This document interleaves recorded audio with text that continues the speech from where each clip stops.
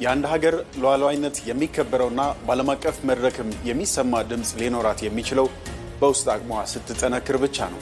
ኢትዮጵያም ይህንን ብሔራዊ አቅሟን ለመገንባትና ሉዓላዊነቷን በጽኑ መሰረት ላይ ለማቆም በመደመር እሳቤ የታገዙ ሰፋፊ ስራዎችን እያከናወነች ትገኛለች። ብሔራዊ አቅም የአንድን ሀገር ህልውና የሚወስኑ የፖለቲካ፣ የኢኮኖሚና የመከላከያ ጉልበቶች ድምር ውጤት ነው። ባለሙያዎች እንደሚሉት ብሔራዊ አቅም በሉዓላዊነት ውስጥ የሚነገር ብቻ ሳይሆን በተግባር ሊገለጥ የሚገባው የሀገር ነጻነት ነው። ይህ ነጻነት ደግሞ ያለ ብሔራዊ አቅም ግንባታ የማይታሰብ መሆኑን በስፋት ይተነትናሉ። በመደመር እሳቤ የሚመራው የኢትዮጵያ መንግስት ብሔራዊ አቅምን ለመገንባት የብዝሃ ኢኮኖሚ ግንባታውን ዋነኛ ምሰሶ አድርጎታል። በስንዴ ልማት የታየው ስኬት፣ የኢንዱስትሪ ፓርኮች መስፋፋትና የታላቁ የኢትዮጵያ ህዳሴ ግድብ ግንባታ በኢኮኖሚ ራስን ችሎ በሉዓላዊነት ላይ እንዳትደራደር የሚያስችል ጥንካሬን ለኢትዮጵያ ሰጥቷታል። ሌላኛው የሉዓላዊነት መገለጫ የቴክኖሎጂ አቅም ነው። ኢትዮጵያ ከቴክኖሎጂ ተከታይነት ወጥታ ከዓለም ጋር እኩል ለመራመድ የጀመረቻቸው የሰው ሰራሽ አስተውሎት፣ የሳይበር ደህንነትና ዘመናዊ ወታደራዊ ቴክኖሎጂዎች የታየው አቅም በቴክኖሎጂ ዘርፍ ላይ ያላትን የውጭ ጥገኝነት በመቀነስ የራሷን የዲጂታል ሉዓላዊነት እንድታስከብር እያደረጋትም ይገኛል። ኢትዮጵያ በውስጥ የምትገነባው ጠንካራና አስተማማኝ የሆነ ኢኮኖሚ በዓለም አቀፍ መድረክ ላይ ያላትን ተሰሚነት ከፍ አድርጎታል። ይሁን እንጂ ኢኮኖሚው ብቻውን የሀገርን ደህንነት አይጠብቅም። ጠንካራ የመከላከያ ኃይል መገንባት የሉዓላዊነት ዋነኛ ጋሻ ነው። ባለፉት ጥቂት ዓመታት በመከላከያ ሰራዊት ውስጥ የተከናወኑ የሪፎርም ስራዎች ሰራዊቱን በሰው ኃይልና በዘመናዊ ቴክኖሎጂ የታጠቀ እንዲሁም የሀገርን ዳር ድንበር በማንኛውም ሁኔታ ለመጠበቅ ዝግጁ እንዲሆን አድርጎታል። ቨርቹዋል አታክን መከላከል የሚያስችለው ተዋግቶ ተዋድቆ ራሱን ሰውቶ ሀገር የሚታደግ ሰራዊት እንዳለው ሁሉ በዚህም ዘርፍ ተመራምሮ አውቆ ልቆ ሀገር መከላከል የሚያስችል ብቃት ያለው ሰው መፍጠር ይጠይቃል። የሰው ልጆች መንግስትን የፈጠሩት ደህንነታቸውን የሚጠብቅላቸው ነው። የመንግስት የጸጥታ አካላት ጠንካራ መሆን አለባቸው።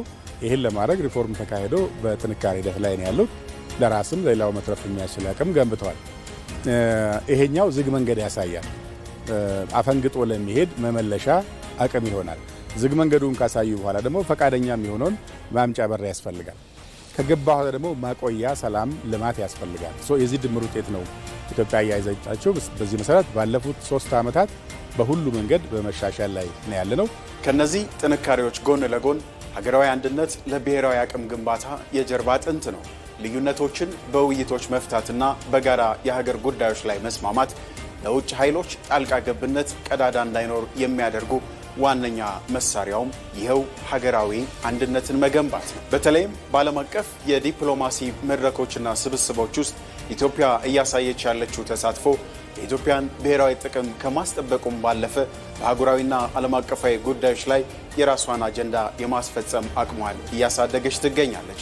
ኢትዮጵያ የመደመጥ አቅሟ እያደገ በመምጣቱ ብሪክስ ፋሚሊ አባል መሆን ታሪኳ፣ የህዝብ ብዛቷ በተለይ አሁን በዓለም ላይ ከፍተኛ እድገት እያመጡ ካሉ አገራት ጥቂት ሀገራት መካከል አንዷ መሆኗ ኢትዮጵያ ውስጥ ያለው የግሪን ሌጋሲ፣ ግሪን ኢነርጂ፣ በአግሪካልቸር ራስን ለመቻል እየተደረገ ያለው ጥረት እንዲሁም አጠቃላይ ጂዲፒ እድገት በዓለም ላይ በቁጥር ከሚጠቀሱ ከፍተኛ እድገት ካመጡ ሀገራት አንዷ በመሆናችን ለኢትዮጵያና ለኢትዮጵያ ህዝብ ብሎም ለአፍሪካ ትልቅ ኩራትና የዲፕሎማቲክ ድል ነው።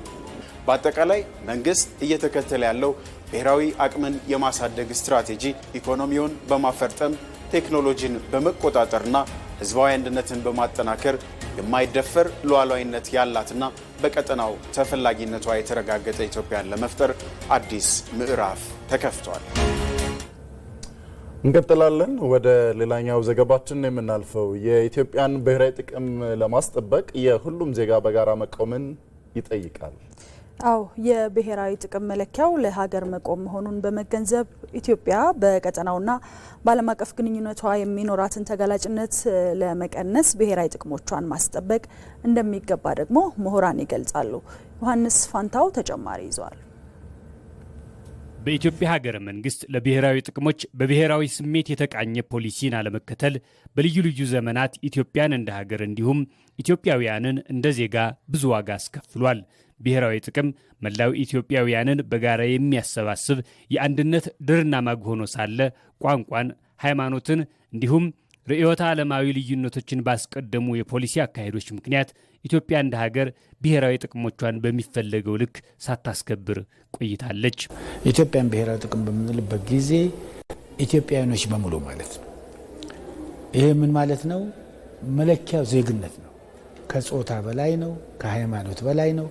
ከምንከተለው የፖለቲካ አስተሳሰብ መስመር በላይ ነው።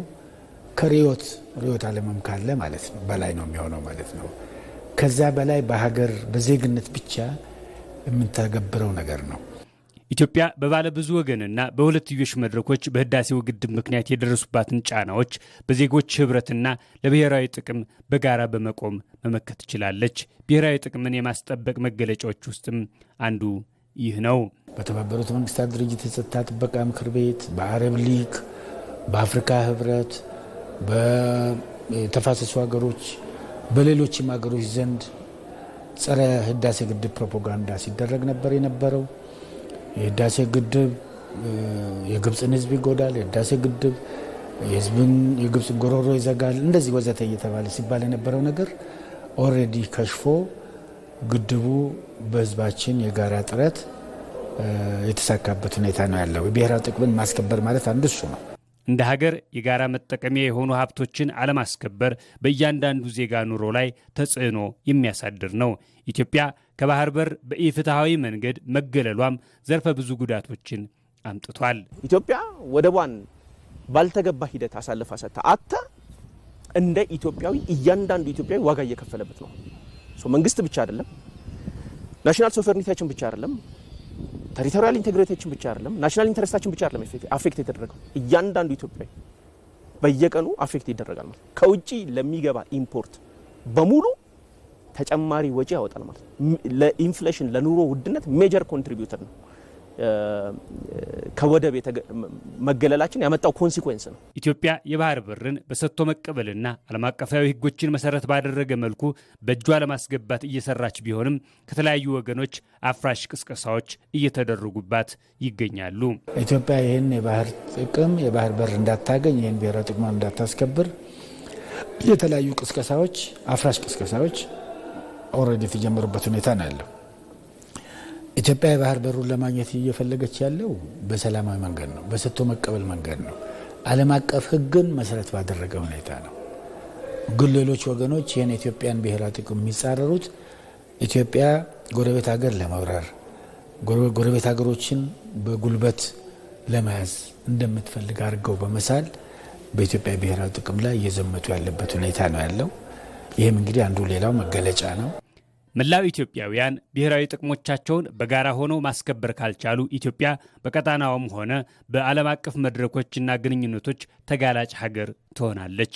ከተለያዩ አካላት የሚሰነዘሩ ጫናዎችን ለመቋቋም የውስጥ አንድነትን ማጠናከርና ልዩነቶችን በሰላማዊ መንገድ መፍታት ይገባል። የጋራ ጥቅሞቻችንን ናሽናል ኢንተረስቶቻችንን ማስከበር ካልቻለን እንደ ሀገር ቨልነረብል ወይም ተጋላጭ ሀገር እንሆናለን። ቨልነረብል ስቴት ነው የምንሆነው፣ ዊክ ስቴት ነው የምንሆነው። ናሽናል ኢንተረስቶቻችንን ማስከበር ከቻለን ደግሞ እንደ ሀገር ጠንካራ ሀገር ነው የምንኖረው። ዘላቂ ሰላም ያለው የተረጋጋ እድገትን የሚያረጋግጥ ሀገር ነው መሆን የምንችለውና በጣም አይደንቲፋይ ማድረግ በጣም መረዳትና በጋራ መሰለፍ ያስፈልጋል ማለት ነው። የውጭ ጫና ለመቋቋም የውስጥ አንድነትን ማጠናከር ይጠይቃል። በውስጥ ያሉንን ችግሮችን ሰላማዊ በሆነ መንገድ በድርድር መፍታት ይጠይቃል። በውስጥ ያለንን ጉልበታችንን አንድ ላይ ማጣመር፣ መደጋገፍ፣ አንድ ሆነን መነሳት ይጠይቃል። አጀንዳ የሚከፋፍለን መሆን የለበትም፣ ምክንያቱም ብሔራዊ አጀንዳ ነው። ከቀኝም ከግራም ጫናዎች ቢበረቱም ኢትዮጵያ ብሔራዊ ጥቅሞቿን ለማስከበር የምታደርጋቸው ጥረቶች እየቀጠሉ ውጤትም እያስገኙ ይገኛሉ። የተወደዳችሁ ተመልካቾች አዲስ ቀን ነው እየተከታተላችሁ የምትገኙት። ከኛ ጋር ስለሆናችሁ በድጋሚ እናመሰግናለን።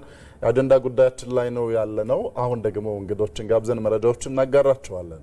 ከጅማ ስቱዲዮ በቀጥታ መስመር ላይ የሚገኙት ዶክተር ተክሉ ታፈሰ የጅማ ዩኒቨርሲቲ የፕሬዝዳንት ጽህፈት ቤት ኃላፊና የሪፎርም ጉዳዮች አማካሪ በቀጥታ መስመራችን ላይ ናቸው።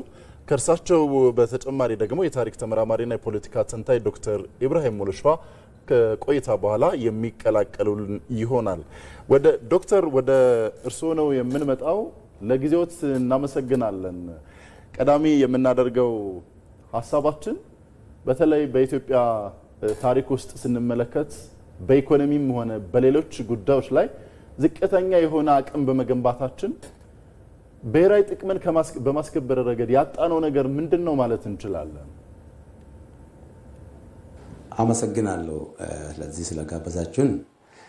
መጀመሪያ ብሔራዊ ጥቅም መጠንጠኛው ምንድነው የሚለው የጋራ ግንዛቤ መውሰድ ጥሩ ነው። አንድ ሀገር ብሔራዊ ጥቅም አስከበረች የምንለው አንደኛ ድንበሯን ስታስከብር ነው። ሁለተኛዋ ሀብቷን ስትጠቀም ነው። ሀብት መጠቀም ማለት አሁን የበርበር አለን ወይ ባለን ሀብታችን የተጠቀምን ወይ በተፈጥሮ ጸጋ ስጦታዎቻችን የተጠቀምን ወይ ይህን ስናረጋግጥ ነው። ሁለተኛ ድንበራችን የተከበረ ነው ማለት ምንድነው? የመከላከያ አቅምን ስንገነባ ነው። እነዚህ ሁለት ዋና ምሰሶች ላይ ከሰራን ብሔራዊ ጥቅማችንን አስከብረናል የምንለው መሰረታዊ ላይ እንደርሳለን። ወደ ስፔሲፊክ አንተ የጠየቀው ጥያቄ ላይ ስንመጣ በዚህ ጉዳይ ላይ የጋራ መግባቢያ ሳንደርስ ለቀን ለምሳሌ ኢትዮጵያ በአሁኑ ጊዜ ለአንድ ሎክዶና ወደብ የሌላት ሀገር ሆና ወደ ሌላ ተጨባጭነት ሀገር የገባን ብዙ ከስራ ውስጥ ገብተናል። ይሄ ምንድነው? ከየት ነው መነጨው ነገር ብንል ሁለት ነገሮችን ማለት ያስፈልጋል። በዚህ ላይ አንደኛ በሀገረ መንግስት ግንባታ ላይ ሁለት ምሰሶች አሉ። አንደኛው ኔሽን ቢልዲንግ ነው። ሁለተኛው ደግሞ ስቴት ቢልዲንግ ነው። አሁን ብዙ ነገሮች ያጣንባቸው ነገሮች ለምሳሌ ወደ ቤተሰብ በኔሽን ቢልዲንግ ላይና በትርክ ክፍተት ነው ይሄን ያጣነው። ስለሆነም አንድ ሀገር ጥቅሟን አስከበረች ሲባል በሀገረ መንግስት ግንባታ ላይ የጋራ አመለካከት ሲኖራት ነው። የጋራ ሀገር ከተፈጠረ በኋላ ደግሞ ሀገሯ ጥቅሟ የምታስከብርበት ስልትና ስትራቴጂ ሊኖር ይገባል። በዚህ ስልትና ስትራቴጂ ዜጎች የጋራ መግባባት መፍጠር አለባቸው። ይህ የዜጎቻችን የጋራ መግባባት አለመኖር ለምሳሌ ወደብን አሰጥቶናል። ስለሆነም የጋራ ጥቅምን ለማስከበር ወይም ደግሞ ጥቅማችንን ለማስከበር ሁለት ነገሮችን ባለዋልነት የራሳችን ስናደርግ ብቻ ነው። ድንበርና ሀብትን ማስተዳደር። ድንበር በምንልበት ጊዜ ጠንካራ መከላከያ ይኖርናል። ሀብት ማለት ሉዓላዊ መንግስት ሆኖ ግን ሀብታችንን በምንፈልገው ሁኔታ ለልማት ማዋል እንችላለን። ለምሳሌ ከዚህ በፊት የነበሩ ትርክቶች አባይን ውሃ ለመጠቀም ወይም ደግሞ ህዳሴ ግድብን ሰርተን ለመጨረስ የነበሩብን ጫናዎች አሉ። ይህ ጫና የመጣብን ከውስጣችን ነው።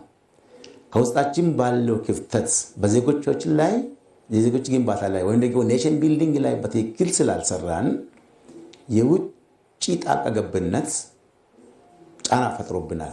በዚህ ጉዳይ ላይ ኢትዮጵያ ብዙ ነገር አጣ ነበር። አሁን ወደ መስመር እየተመለስን ነው። እነዚህ ችግሮችን ለማቅረፍ በሀገር ግንባታ ላይ ሁለት ምሰሶች አሉ ብያለሁ። ኔሽን ቢልዲንግ እና ስቴት ቢልዲንግ። ስቴት ቢልዲንግ አልቋል። ኢትዮጵያ አሁን ያለችን ቅርጽ ይዛለች። ኔሽን ቢልዲንጉ በጣም ይቀራል። በወል በሀገር ጥቅም ላይ የማይደራደር ዜጋን ስንፈጥር ጥቅማችንን እናስከብራለን። አሁን በአሁኑ ጊዜ መንግስት እየሰራ ያለው የብልጽግና መንግስት እየሰራ ያለው እንደሆነ ሁለት ነገር አለ። የወል ትርክት ፈጥረን በሀገር ጥቅም ላይ የጋራ እይታ ሊኖረን ይገባል የሚል ነገር አለ። ይሄ ከዚህ በፊት ቀደም ብሎ ቢጀመር ኖሮ ዛሬ ወደብ አልባ ሆነን ወደ ሌላ ድርድር አንገባም ነበር። ስለዚህ በኔ እይታ በኔሽን ቢልዲንግ እና በሀገር ግንባታ ላይ የጋራ ግንዛቤ የወል ትርክት ሲኖረን የሀገራችንን ጥቅም አስከብረን ኢቨን ከዛም አልፈን በአፍሪካና በዓለም አቀፍ ላይ ጫና መፍጠር የምትችል ሀገር መሆን ይችላል የሚል አመለካከት ነው ያለኝ። መልካም ዶክተር ተክሉ እንግዲህ ብሔራዊ ጥቅምን ከፍ ለማድረግ በተለይ ሀገራዊ ስራዎች ላይ ያለውን አመለካከት መቀየር ምን ያህል አስፈላጊ ነው ይላሉ? ይሄ በጣም ዋናው ነገር ከዚህ ነው መነሳት አለበት። የሀገር ግንባታ በሀገረ መንግስት ግንባታ በኔሽን ቢልዲንግ እና በዜጎች መሰረታዊ እይታዎች ላይ የተመሰረተ መሆን አለበት ነው። ሁለት አመለካከቶች ነበሩ ከዚህ በፊት። ሁለት ጫፍ የረገጡ አመለካከቶች ውስጥ ነው ኢትዮጵያ ባለፉት 100 ዓመታት የተቸገረ ነበር። በተለይ ከ1960ዎቹ ተጀምሮ ብናይ አንደኛ ኢትዮጵያ ብሔር ብሔረሰቦች እስር ቤት ነበረች የሚል አለ። ሁለተኛ ኢትዮጵያ ጥሩ ነች ብሎ በአንድ ቅኝት ብቻ የሚታይ አመለካከቶች ነበሩ። እነዚህ ዜጎችን በሁለት ወይም በሶስት ከፍሎታል። ይሄ ክፍፍላችን ምን ያመጣ የውጭ ጫና ወይም ደግሞ የውጭ ጣልቃ ገብነትን ነው የፈጠረብን። ስለሆነም እነዚህን አመለካከቶች ኢንስቲትዩሽን ግንባታ ላይ ማተኮር አለብን።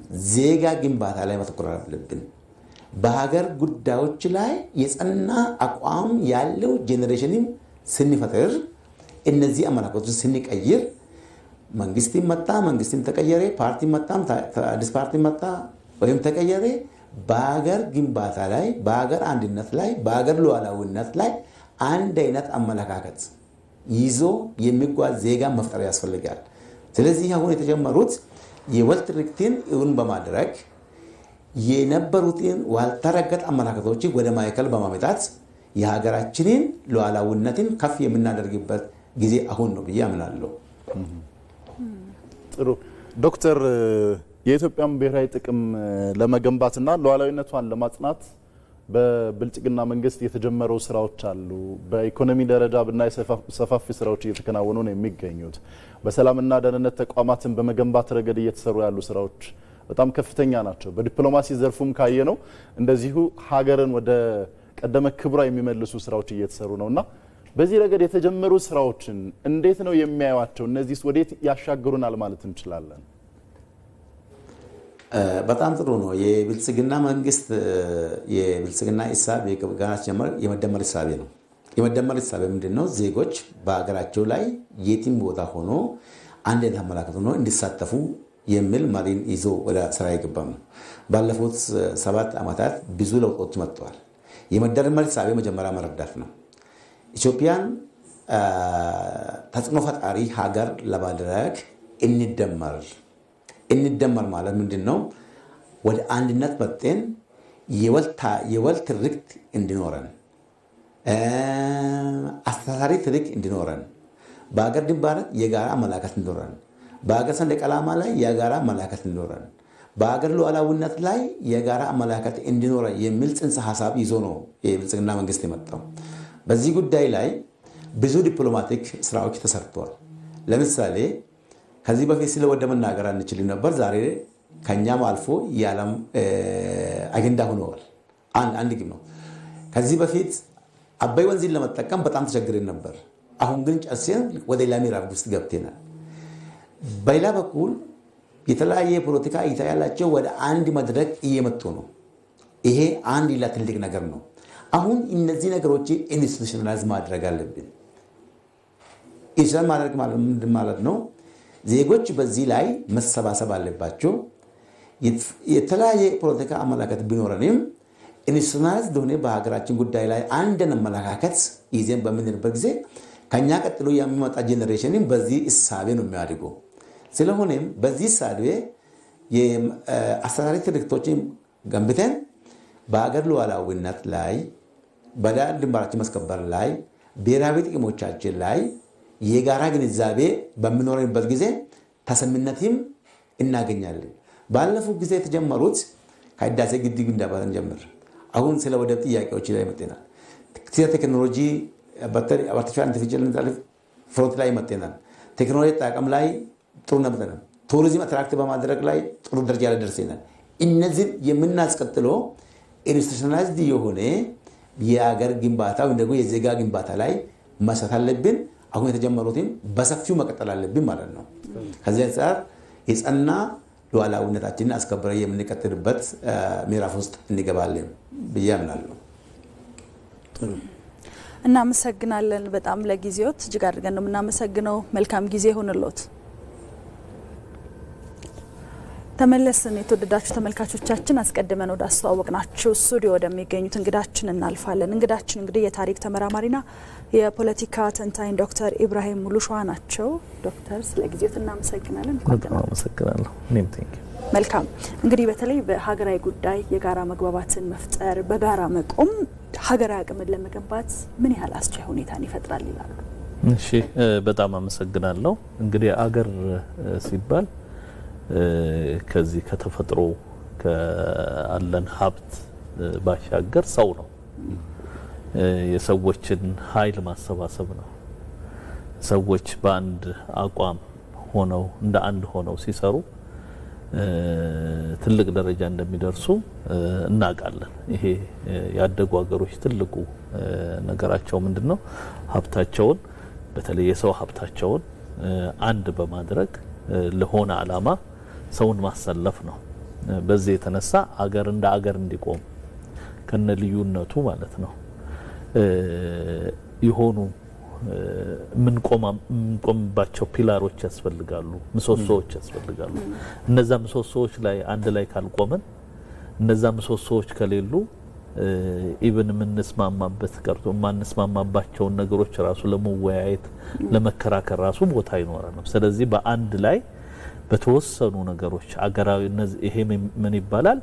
አገራዊ የሆኑ ኢንተረስቶቻችን ወይም ደግሞ የአገራዊ ጥቅም የሚባሉት ለዚህ ነው። የአገራዊ ጥቅም የሚባለው ነገር ለመኖር እንደ አገር ለመቀጠል የሚያስችሉንን ነገሮች ላይ መስማማት ማለት ነው። በሁሉም ነገር ላይ መስማማት ማለት አይደለም። በፖለቲካ አቋማችን የተለያየ ልንሆን እንችላለን፣ ግን በኢትዮጵያ ውስጥ ኢትዮጵያ እንዴት ትመራ በሚለው ሁኔታ ላይ የተለያየ አቋም ሊኖረን ይችላል። የተለያየ ኢኮኖሚ ፖሊሲ ሊኖረን ይችላል። ግን እድገት ላይ ግን ልዩነት አይኖረንም።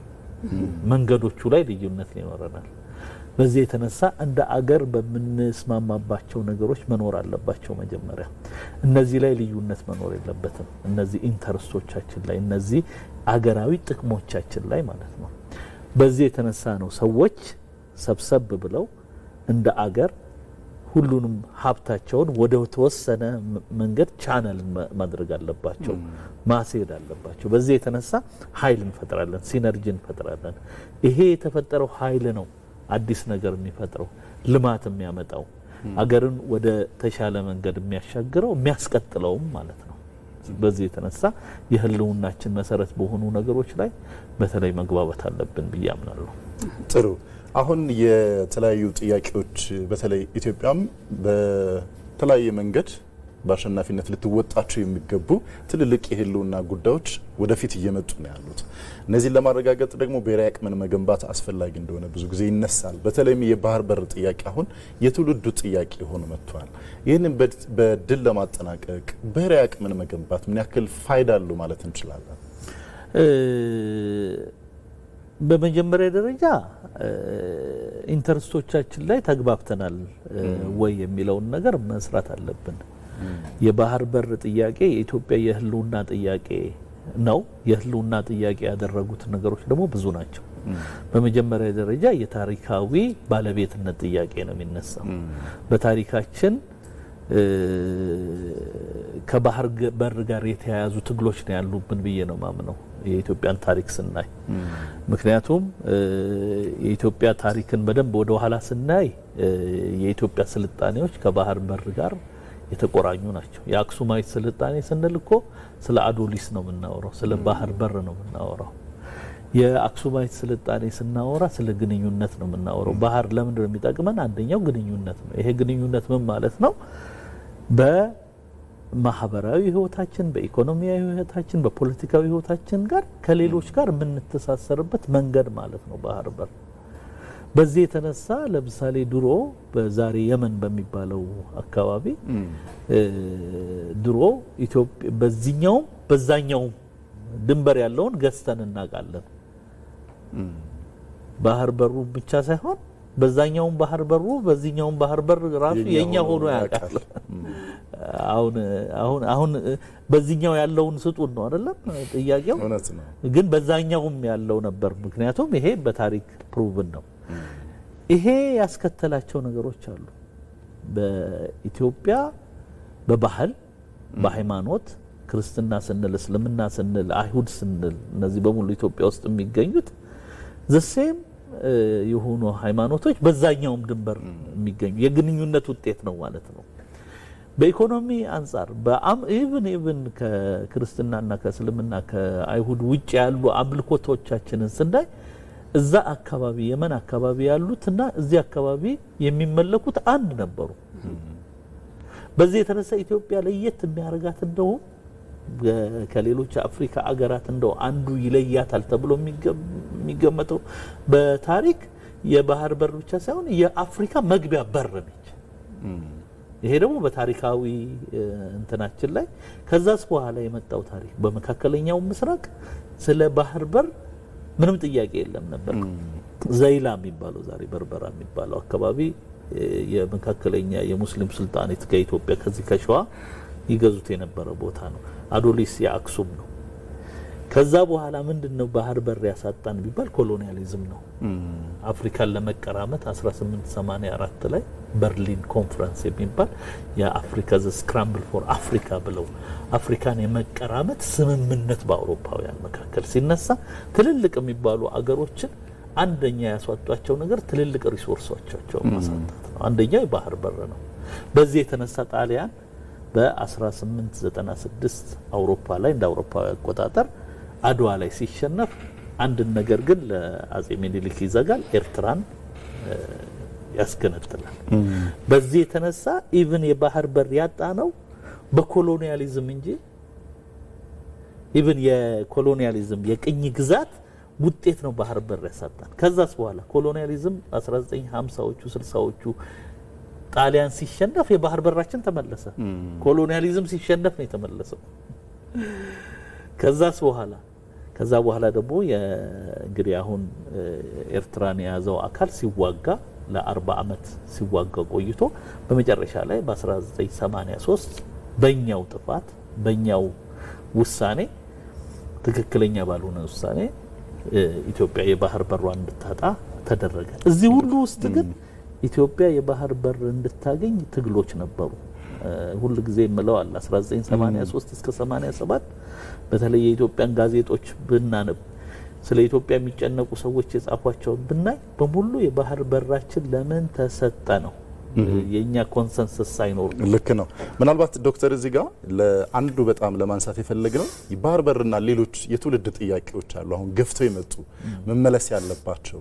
እነዚህ ለመመለስ ደግሞ እንደ ሀገር ብሔራዊ አቅም ልንገነባ ይገባል። በተለይ በኢኮኖሚው ዘርፍ በጣም የጎለበት መሆን አለብን። በዲፕሎማሲው ዘርፍ እንደዚሁ ተደራድረን ድል የምናደርግ መሆን አለብን እና የሰላምና ደህንነት ተቋማታችንም እንደዚሁ በጣም የፈረጠሙ መሆን አለባቸው የሚል ሀሳብ ስላለ ይህንን ማረጋገጥ በተለይ እንደ ባህር በር አይነት ጥያቄዎችን በድል ለማጠናቀቅ ምን ያክል ሊያግዘን ይችላል? የበለጠስ እንዴት አጠናክረን ወደፊት መሄድ አለብን? እርምጃዎቻችን ምን ይሁኑ? ብሔራዊ አቅምን በመገንባት ረገድ እንግዲህ ኢኮኖሚ የፖለቲካ ዘዋሪ ነው ሎጂኩ። ኢኮኖሚያችን ካላደገ ኢኮኖሚ ማለት ምን ማለት ነው? ኢቭን በግለሰብ ደረጃ እኮ ገንዘብ ያለውና የሌለው እኩል ሲያወራ አይሰማም። እውነት ነው።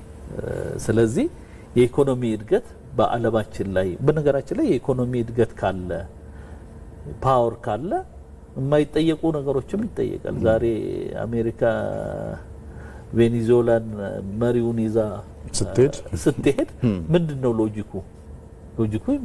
እኔ ትልቅ ነኝ ነው። ወታደራዊ አቅሜ ትልቅ ነው፣ ኢኮኖሚያዊ አቅሜ ትልቅ ነው። ጥያቄው ባይነሳም ዛሬ ስለ ግሪንላንድ አሜሪካ እያወራች ነው፣ የኔ ነው እያለች ነው። ምንድነው ሲባሉ ምንድነው የሚሉት? ይሄ ለአሜሪካ ደህንነት ያስፈልጋል አንድ ስቴትመንት ነው፣ ግን ማድረግ መቻል ደግሞ ሌላ ነው። ስለዚህ መቻል የሚባል ነገር አለ በኢኮኖሚክስ። ወንትና ዲማንድ ይሉታል አይደለ? ወንት ዝም ብሎ መፈለግ ነው፣ ዲማንድ ግን ከችሎታ ጋር ማለት ነው። ስለዚህ ችሎታ ሁሉ ጊዜ ያስፈልጋል። ችሎታ ደግሞ ማንም የሚሰጠን አይደለም። እንግዲህ የህዳሴውን ግድብ እናውቃለን። የህዳሴው ግድብ ሁሉም መንገዶች ተዘግተውበት ኢትዮጵያውያኖች በራሳቸው አቅም ያሳኩት ነገር ነው። ይሄ የሚያመለክተው ምንድነው? ኃይላችን ከውስጥ ነው ማለት ነው መመንጨት ያለበት። ከውስጥ የመጣ ኃይል ነው እውነተኛ ኃይል። ልትቆጣጠረው የምትችል ሀብት ከውስጥ ያለ ነው እንጂ በእርዳታ የሚሰጥ አይደለም። ለምን? ማንም እርዳታ አይሰጠንም። ሁሉም ሀገር የራሱን የሆነ ጥቅም ነው የሚያስከብረው። ሁሉም ሀገር ኢቭን ቢሰጠን እንኳን ከኛ የሆነ ነገር ጠብቆ ነው እንጂ በባዶ የለም። ፍሪላንስ የሚባል ነገር የለም። ስለዚህ ይሄ ምንድነው የሚያመለክተን? የራሳችንን አቅም ከመገንባት ውጪ ሌላ መንገድ የለም። የራሳችን አቅም እንዴት ነው የሚገነባው? በራሳችን ኃይል ነው የሚገነባው። ያለንን እያዋጣን ነው የሚገነባው። የሚገነባው። የህዳሴው ግድብ ደግሞ ለዚህ ማሳያ ነው። ሌላ ሜጋ ፕሮጀክቶች ዛሬ አሁን ስለ ቢሾፍቱ የአየር መንገድ እየተወራ ነው። ይሄ ማለት ትልቅ ነገር ነው፣ ትልቅ ፕሮጀክት ነው። እነዚህን ማሳካት፣ ቱሪዝማችን እንዲያድግ ማድረግ፣ ንግዳችን በትክክል እንዲሳለጥ ማድረግ፣ የአገር ውስጥ ምርት እንዲኖረን ማድረግ፣ ያሉንን ሀብቶች መጠቀም፣ የውሃ ሀብታችንን ለመጠቀም የኢትዮጵያ ብዙ አይነት ሀብት ያላት ዓለም ላይ የሌለ ኢትዮጵያ ምናልባት የቅዝቃዜም የንፋስም የሙቀትም ኃይል ያለባት ሀገር ነች። ወደዚህ ለዚህ ነው 13 ወር ጸጋ የሚባለው እኮ የትም ቦታ ፀሐይ ያለ ነው አይደለም። የሆነ ቦታ ባይኖር የሆነ ቦታ አለ። የሆነ ቦታ ክረምት ሲሆን የሆነ ቦታ ፀሐይ ነው ማለት ነው። ስለዚህ ሀብት መጀመሪያ አለን። እነዚህን ሀብቶች እንዴት ነው የምንጠቀምባቸው ነው ለኔ አንዱና ወሳኝ የሆነ ነገር። የፖለቲካ ባህላችንን ማሳደግ። ፖለቲካችን ሁለት ነገር መለየት አለበት። አገራዊ ጥቅሞች ምንድናቸው? የፓርቲ ፖለቲክስ ምንድነው? ፓርቲ ፖለቲክስ መደባደቢያ መንደር ነው። እኔ ይሄ ነው ፖሊሲ፣ ይሄ ነው አረጋው ምናምን ማንጣላባቸው ግን ሀገራዊ ጥቅሞች የሚባሉ ነገሮች አሉ። እንደዚህ ለማሳካት ኢኮኖሚያዊ እድገት ለምሳሌ በኢትዮጵያ ጦር ኃይል መለያየት የለብንም። ምክንያቱም ጦሩ የፓርቲ አይደለም። የጸጥታ ተቋሞቻችን መጠንከር አለባቸው። እነሱም ግን ኒውትራል መሆን አለባቸው። እውነተኛ የህብረተሰቡን ሰላም አስከባሪ መሆን አለባቸው። እነዚህ ላይ መጣላት የለብንም። እነዚህ ተቋሞች ሁሉም ሰው ፖሊስን ማንም ሰው ሲያይ ደህንነት ሊሰማው ይገባል። ወታደር ሲያይ ደህንነት ሊሰማው የሚገባ ህዝብ። እነዚህ ተቋሞች ደህንነት ከሰጡን የሁሉም ህዝብ ካደረግናቸው ሁሉም ህዝብ ደግሞ የነሱ ከሆነ እነዚህ ተቋሞቻችንን ማጠንከር። ስለዚህ በደህንነትም በጦርም የበላይ ከሆንን በኢኮኖሚ ካደግን የራሳችንን ምርት ካመረትን ቱሪዝማችንን ካያያዝን ሌሎች ሀገሮች ከኛ ጥቅም ካገኙ ለምሳሌ አንዱ ምንድነው ሃይድሮ ኤሌክትሪክ ነው አይደለ? ለሌሎች ሀገሮች እንሰጣለን። ሌላው ትልቁ ነገር ጥቅማችንን የምናስከብርበት ዲፕሎማሲ ነው። ዲፕሎማሲ ማለት ምንድነው? ሰጥቶ መቀበል ነው። ሌሎች ከኛ የሚያገኙት ነገር መኖሩን ከኢትዮጵያ ደግሞ የማያገኝ የለም።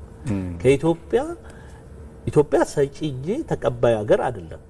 ስለዚህ ይሄንን በደንብ ማስረዳት ዲፕሎማሲያችን በጣም መሰልጠን አለበት። ከሌሎችን ቋንቋ መረዳት፣ ሌሎችን ባህል ማወቅ፣ የሌሎችን ፖለቲካ መረዳት የሚያስፈልግ ይመስለኛል። እንደው በመጨረሻ አስቀድመው ዶክተር ሶም ሲገልጹት ነበር። በተለይ ህዳሴ ግድብን እያነሱ ነው፣ ሌሎች ሜጋ ፕሮጀክቶችንም እያነሳን ነበርና ለእያንዳንዱ ነገር ጽኑ አቋም ያስፈልጋል። አሁን ላይ ደግሞ የመደመር መንግስት በጽኑ የሚያምንባቸው ጉዳዮች አሉና የኢትዮጵያ ብሔራዊ ጥቅምን ለመገንባት ሉዓላዊነቷንም ለማጽናት አሁን ላይ የተጀመሩ ስራዎችን እንዴት ማጠናከር ያስፈልጋል የሚለውን አበክረን ነው። በመጀመሪያ ደረጃ የሚነሱ ማንኛውም ፕሮጀክት አሁን አየር መንገድን እናወራለን። አየር መንገድ እኮ በአፄ ኃይለ ሥላሴ ጊዜ ስለተሰራ እኮ ነው ዛሬ አይደለም ማለት ዝም ብለን እኮ ከመንግስት አንፃር ይሄ ጥሩ መንግስት መጥፎ መንግስት የሚለውን ነገር በሜጋ ፕሮጀክታችን ላይ ማሳየት የለብንም። የዛኔ ስለተሰራ ዛሬ አይደለም ሁሉም መንግስታት ስለጠበቁት ትልቅ ደረጃ ደረሰ። ፕሮጀክቶች መጨረሻ ላይ የመንግስት አይሆኑም፣ የህዝብና የአገር ነው የሚሆነው። ስለዚህ የአገር መሆናቸውን መጀመሪያ መረዳት ነው። ስለዚህ እነዚህ ነገሮች አንዳንድ ነገሮች ለምሳሌ የዛሬ እኮ የዛን ጊዜ አየር መንገድ ሲመሰረት እኮ ሰው እንዴት ምን በላው ሳይኖረን እንዴት አውሮፕላን ይመኛል ልንል እንችላለን እኮ ካለ መረዳት ማለት ነው። ስለዚህ ሜጋ ፕሮጀክቶች ላይ የሚመጣ አመለካከት ነው፣ ይሄ ኖርማል ነው። ግን ዋናው ነገር ምንድነው? እነዚህ ፕሮጀክቶች ሄደው የማንም አይደለም የሆኑት፣ የኛም አይሆኑም። ምክንያቱም እኛም እናልፋለን፣ የአገር ጥቅም ነው የሚሆነው። ስለዚህ አዘ ኤንድ ኦፍ ዘ ዴይ ኢትዮጵያ የምትገነባቸው ነገሮች በሙሉ መንገዶቿ በሙሉ የማንም አይደለም። ደርግ የገነባው ዛሬ መንግስቱ ኃይለማርያም በዚህ መንገድ ላይ አያልፍም፣ ወይም ደግሞ ሌላ በቃ መንግስታት ይለዋወጣሉ። ያ መሬት ግን የተገነባው ነገር ግን አለ። ስለዚህ ዛሬ የምንገነባቸው ነገሮች ነገ እኛ ስናልፍ የሚቀጥሉ ናቸው ማለት ነው። ይሄን መረዳት ያስፈልጋል። በዚህ ይሄን ከተረዳን በኋላ ለነዚህ አስተዋጽኦ ማድረግ ነው ያለብን። ምክንያቱም የማንም አይደለም። ዛሬ አልፈን የምንመጣበት መንገድ አንድ ሰው ኢኒሼቲቭ መንግስት ሊወስድ ይችላል። የመንግስት ኢኒሼቲቭ ሊሆን ይችላል። ተጠቃሚው ግን እኔ ነኝ፣ አንቺ ነሽ፣ አንተ ነህ ማለት ነው። ስለዚህ በዚህ የተነሳ እነዚህን ጥቅሞቻችንን እናስከብርባቸው ነገሮች መሆናቸውን አውቀን መረባረብ ያስፈልጋል። በተለይ ትልልቅ አገራዊ አጀንዳዎች ላይ የጋራ መረባረብ የሚያስፈልግ ይመስለኛል። ጥሩ። የታሪክ ተመራማሪና የፖለቲካ ተንታኝ ዶክተር ኢብራሂም ሙሉሻ በማለዳው ጊዜዎትን ሰውተው መተው መረጃዎችን ስላጋሩ እናመሰግናለን። መልካም ቀን ይሁንላችሁ። ለሁላችን። ቴንክ ዩ